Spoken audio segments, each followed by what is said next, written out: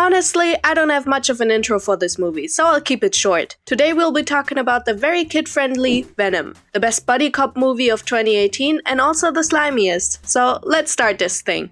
In search for new habitable planets, a spaceship carrying terrestrial life forms on board crashes back on Earth. Shockingly, everyone dies in the crash, besides the aliens of course. And funny enough, one of the slimy thingies even escapes by bonding with various hosts. Now, this isn't that important yet, but it will be in the third act, so, try to remember it. Besides the runaway, the rest of the symbiotes are taken to the Life Foundation in San Francisco to be studied on. Meanwhile, we meet Eddie Brock, an investigative journalist instructed to have an interview with the Life Foundation's founder, Carlton Drake. And we immediately find out that Eddie is super cool cause, you guessed it, he drives a motorcycle. But anyways, you see, Eddie Brock is really committed to his work and always wants to make sure his viewers find out the whole truth about the situation, no matter the cost. So in order to get some dirt on Drake, he just reads his fiance's confidential documents, who works as an attorney and is currently preparing a lawsuit defense for said foundation. What a great idea. Mr. Drake? It's okay, don't silence her. It's okay, Ellie, sometimes it's what people do.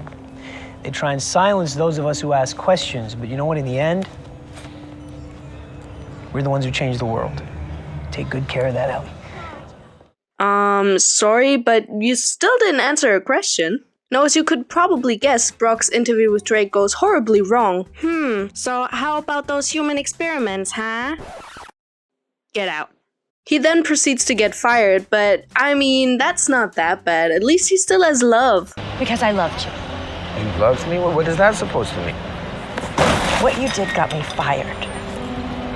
You used me. Well, alright, now it's bad. Time jump! 6 months later, the Life Foundation has continued to experiment on the symbiotes and is now ready for human trials. Or at least that's what Mr. CEO here thinks. Why would you listen to actual scientists and doctors? They have no idea what they're talking about. In the meantime, Brock has moved out of his ex-fiance's apartment and can't seem to get back into the world of journalism. I'm not even asking to staff there. Why would I do that? I can't use my name. I can use a pseudonym. Wait, pseudonym? Isn't it pronounced synonym? Am I stupid?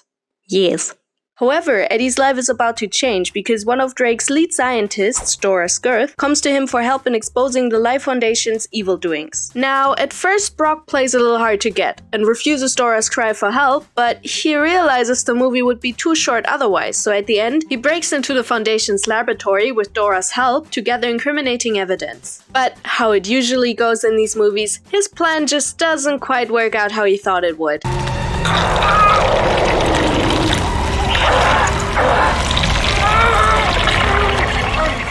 But since Brock must have watched a lot of Twilight, he manages to escape security like the agile spider monkey he is. Once Eddie gets home, he goes on a little food bender, although I don't know about you, but this is basically a normal Tuesday for me.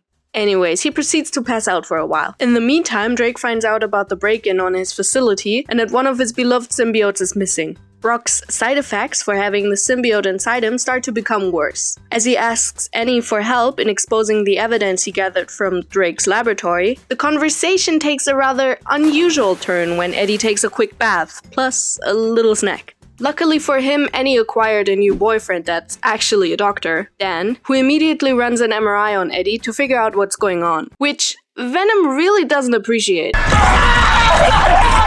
While all that stuff is going on, Drake figures out that Skirth was responsible for the recent break-in and confronts her. The person who is here, because they're gonna die. They're in grave danger. You know that, right? They're gonna die unless we bring them back here, where you can help to keep them alive. Hey, Dora. I promise from here on in, we will do things differently. Will you trust me? So, you're telling me a smart scientist is unable to see through his... Okay, well, she manages to reveal Eddie as her accomplice and is rewarded by having what I assume uncomfortable death by symbiote. As expected, Drake immediately sends out his goons to collect Eddie and his beloved and also last remaining symbiote. Do not open that door. Huh? How'd he know that? Does Venom have a spidey sense as well? Anyways, the henchmen show up at Eddie's apartment, and that's where after, I don't know how long it's been, but it feels like years, we finally get to see some Venom action. Now, let's bite all the heads off and pile them up in the corner. Why would we do that? Pile of bodies. Pile of heads. Honestly, I think a pile of heads would really bring this whole living room together, make it a bit more homey, you know? The whole fight develops into a chase in which the constant nagging between Venom and Eddie remind me of my two friends arguing about their respective driving styles. I told you to take a left here, now it's gonna take us 5 minutes longer. Well, I would have taken that left, but you distracted me by telling me that I'm too close to the car in front of me. You should always leave 2 car lengths between the car in front of you. If you know so much better, then why don't you just drive? You know things the hard way.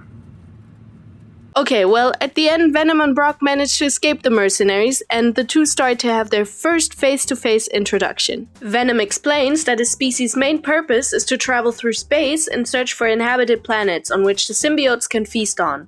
But Venom promises Eddie to spare him in exchange for support in his race's endeavors. And honestly, I call that a fair trade. You help me kill the whole human race, and you can live as the last remaining human surrounded by slime creatures.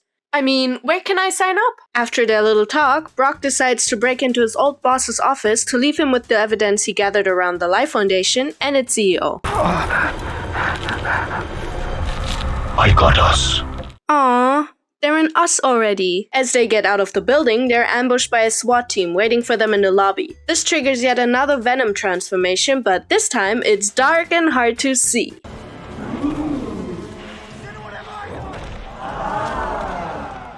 However, despite that, Annie catches Venom/Eddie in the act and is naturally a bit surprised.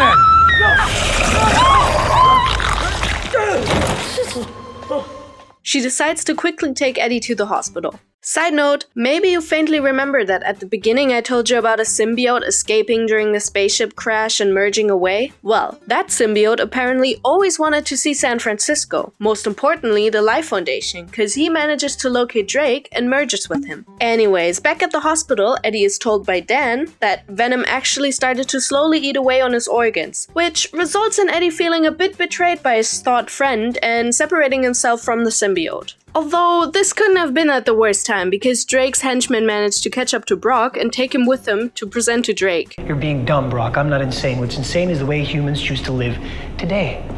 What I've initiated is a whole new world, a new species. Man and symbiote combined. I'm telling you guys, this man really must like the sound of his own voice. There were at least 3 more speeches of these in this movie that I didn't show you for your own sake, and it definitely won't be the last tension that I have to endure. But whatever, Brock sees that Drake merged with a symbiote as well. There are more of us. Millions more. They will follow wherever I lead. Where we lead. Yes, we. Wow, that sounded so convincing. Give him the Oscar he deserves, come on. As Eddie gets taken into the woods to be killed, I assume, the goons are taken out by Annie and Venom. Stop, oh god, stop it, bah! Reunited again, Brock and Venom decide to stop Drake and Riot. Yeah, his name is Riot, because apparently aliens speak English in space and like to choose names reflecting their personalities. Anyways, Riot and Drake plan to bring the rest of the symbiotes to Earth to start an invasion. But before being able to board the space rocket, they are confronted by Brock and Venom. The 4 engage in a fight that actually has some cool sequences, like this one. Well, and at the end, Eddie and Venom actually succeed in stopping Drake and Riot doing the human race by blowing up the space rocket with the 2 in it. Hey Stan! With the bad guy dead and everything sort of going back to normal, Eddie establishes some ground rules between him and Venom, which he quickly gets to invoke with his first victim.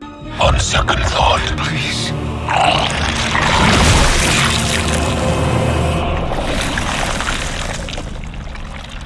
Eddie? What was that? Oh, I have a parasite. Alrighty, that was Venom. I remember when I first saw this movie, I loved it. But being forced to watch it about 3 times in succession, I definitely have some problems with it. Mainly the bad guy and all his tiresome speeches. However, I still think it's great at killing some time and I definitely can't wait for part 2. So I guess you'll hear from me again when the sequel comes out. Till then, have an easy day.